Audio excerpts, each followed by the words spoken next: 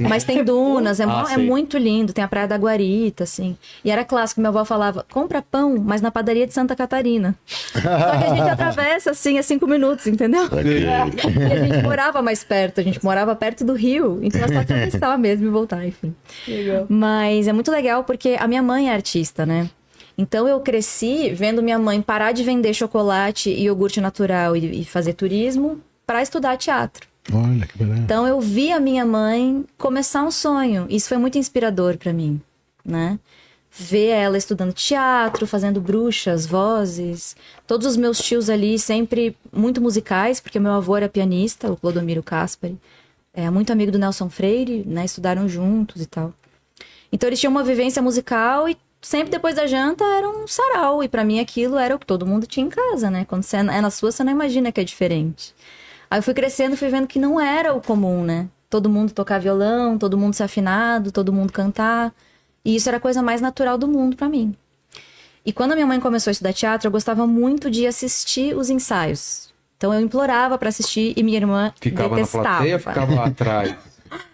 Não, ensaio. Ficava na coxia ou na plateia? Na plateia ou no meio, assim. No palco, no mesmo? canto do palco. Vendo eles passando cena, eu pirava muito nisso.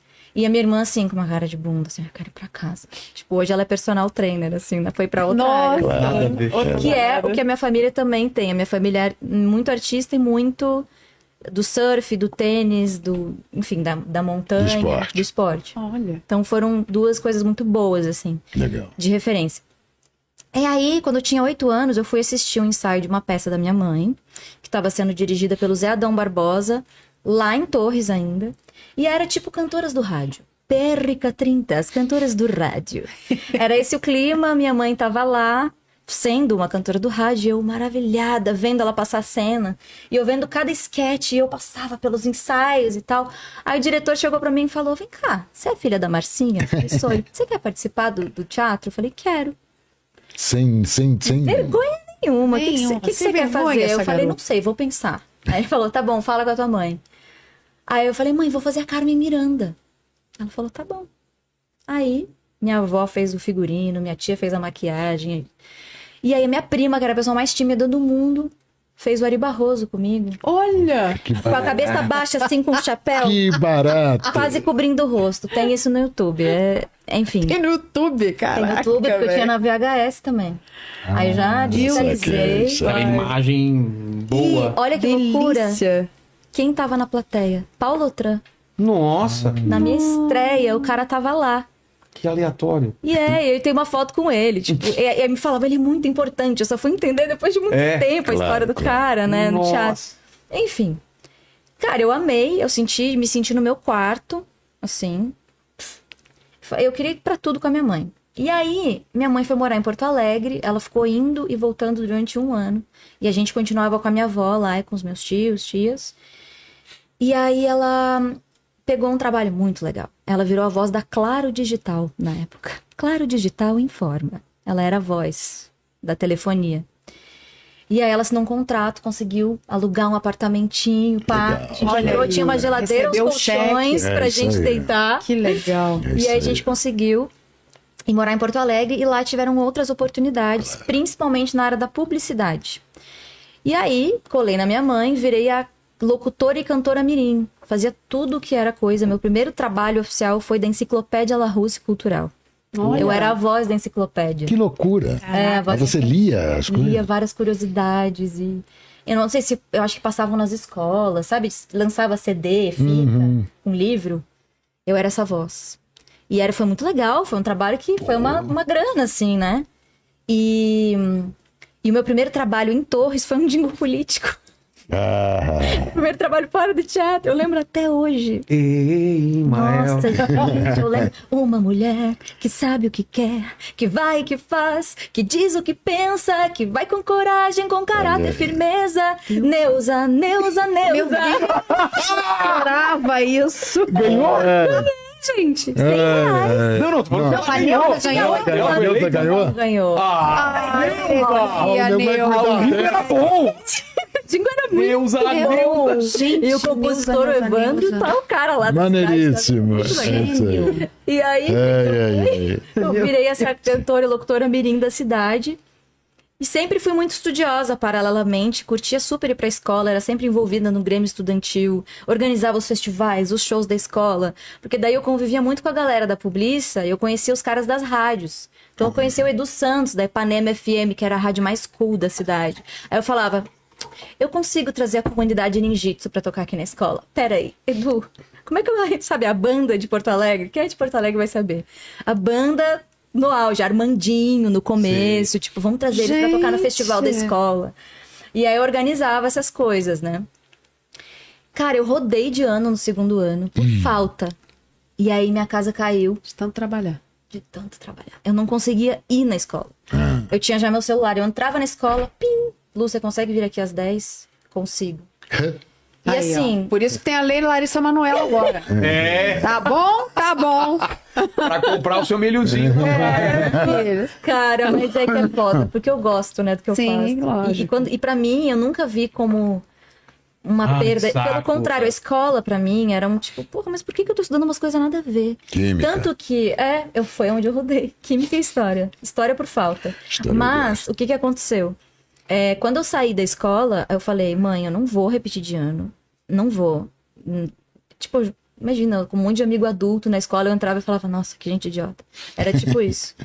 E aí minha mãe falou, olha, eu confio em ti, mas aí tu vai ter que dar um jeito de completar teus estudos. Depois eu falei, mãe, confia em mim. Nunca terminei. Eu faço Segundo- EJA. Nunca. Ué, nem o EJA você fez? Tentei, menina, mas o trabalho deixou. Eu preciso fazer isso que é em uma prova que você... Que Menina. loucura, bicho. A vida não me deixou, gente. EJA é o quê mesmo? EJA? Não sei. EJA, Não lembro da sigla. Mas é pra galera Ensino- completar É. o... Tá. Mas enfim, isso é uma Ensino. coisa que me fez mal por muito tempo. Só que quando eu fui ver a minha vida, eu sempre fui muito estudiosa. Tanto que eu saí, em 2 anos eu me formei na Federal num curso extensivo de música, na URGS, na Federal de lá. Então a minha questão não era preguiça. Eu falei assim, gente, calma, eu preciso me respeitar também, tô construindo aqui o que eu acredito. E aí eu fui indo apontando e atirando para muitos lados. Musical infantil, tudo de áudio, audiolivro, áudio, voz original, locução.